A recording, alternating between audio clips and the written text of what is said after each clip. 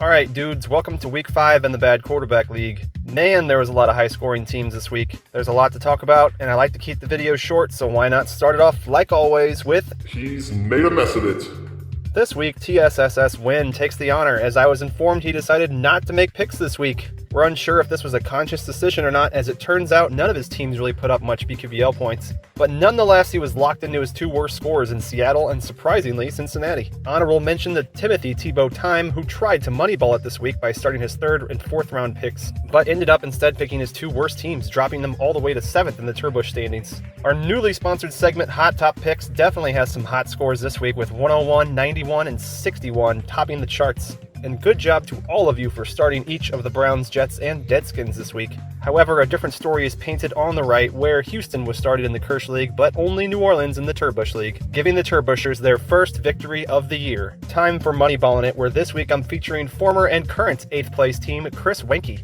While Wenke didn't start his 2 best teams, he did get a nice spark out of the Chargers. Pun totally intended, and Oakland would have provided him 25 if it weren't for that pesky game-winning drive at the end, making it extra sour for Wenke as a Bears fan. Some of you may think Relegation Watch 2019 isn't working out this year, as Cade McNown has scored 90 points the past 2 weeks and currently sits in 5th place.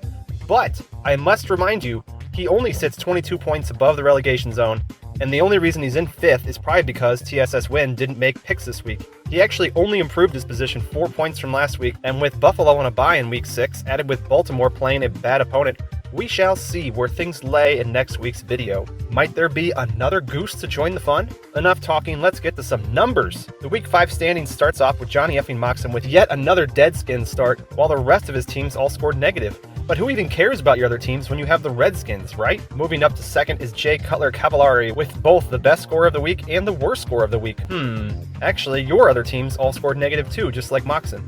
Must be nice to only have to worry about making one good pick each week. Dropping to 3rd despite starting his top 2 teams is Wade, both my picks matter, Wilson, who I think made the best hard decision of the week when benching New Orleans when Bridgewater went off. Moving up to 4th is Tyler, not sorry for the typos, Palco, who is glad he can just say Jets each week instead of trying to type who their starting quarterback is. Mr. Relegation Watch moves up to 5th with a great Baltimore start, but missed out on some nice points from Green Bay. It's hard to rag on Mr. McNown too much, because although he's my choice to get relegated, he's actually making good picks. I've already talked about TSSS Win's blunder this week, but he probably would have started Seattle anyways against the Rams, so it really didn't hurt him that much. Still lingering in 7th is Tony Banks with his best week of the year, picking his top 2 teams. And finally, there's Chris Moneyballer Wenke, who is not that far behind anyone, but is locked into his 3rd and 4th round picks next week. Remember last week when I said the former Kirschers weren't going to run away with it? Well, I was wrong, they are.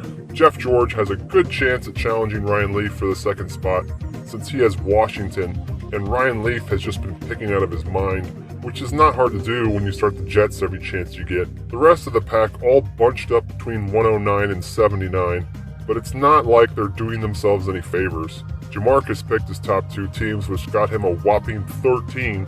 Johnny Football's max score was 8. Grogan missed out on the Chargers. Triple T picked his worst 2 teams and missed out on having a 63-point week. And the best Whedon could have done was 23, which would have put him at 99. I don't know, guys.